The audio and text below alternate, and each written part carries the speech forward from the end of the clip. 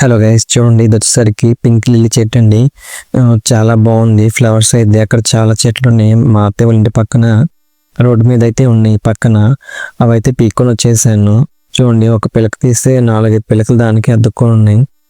నేను white colour lily అయితే చూసాను, కానీ పింక్ లిల్లీ ఫస్ట్ టైం చూడడం మీద నేను సర్లే అది రోడ్డున వేస్ట్గా పడుతుంది, దాన్ని ఎవరు కేర్ చేయలేదు అని చెప్పి నేనైతే తీసుకొచ్చేసాను. ఇది మాది పాతది బకెట్ ఉంటే దాంట్లో ఆల్రెడీ సాయిల్ మిక్స్ చేసుకొని నేను ఇప్పుడు దాంట్లో అయితే వేసుకుంటున్నాను. నేను ఎలా గ్రోత్ ఏంటో చూడాలి అసలుకి. ఇది ఒకే దానికి చూసినప్పుడైతే 4-5 ఫ్లవర్స్ ఉన్నాయి ఒకే కొమ్మకి. కొమ్మ కాదు, అదొక టైప్లో ఉంది, బంచ్ టైప్లో. అది దానికి చూస్తున్నారు కదా, ఒకే సన్నగా ఒక చెరుకు గడ్డలాగా సన్నగా ఉన్నది. దీనికి ఎన్ని ఫ్లవర్స్ వచ్చాయి చూడాలి. మరి దీన్ని గ్రో అయిన తర్వాత కూడా మీకు చూపిస్తాను. మట్టి అయితే అలా పెట్టేసుకుంది. ఇలా ఆల్రెడీ శంకు విత్తనాలు వేసుకున్నాను, అవి గ్రో అవ్వలేదు. మొత్తానికి వాటితో పోసుకుంటే ఇలా ఉంది.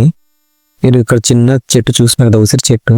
ఇదైతే మా అమ్మకి గుళ్ళోనే ఎక్కడో ఎవరు ఇచ్చారంటే తీసుకొచ్చి వేసింది. చాలాసార్లు ఆవులు వేసింది. చూడండి, చాలా చిన్న చెట్టు ఉంది. ఇప్పుడు మళ్ళీ వర్షాలు పడితే సరే కొంచెం ఎగులు వస్తుంది బాగా. చూడండి, ఇదైతే ఫ్లవర్ అయితే వచ్చింది ఒక 15 days తర్వాత. చూడండి ఎంత బాగుంది ఒక ఫ్లవర్. అలాగే 2 days తర్వాత చూస్తే పక్కన ఇది ఒక మొగ్గ కూడా ఉంది. చూడండి, చాలా బాగుంది చూస్తుంటే.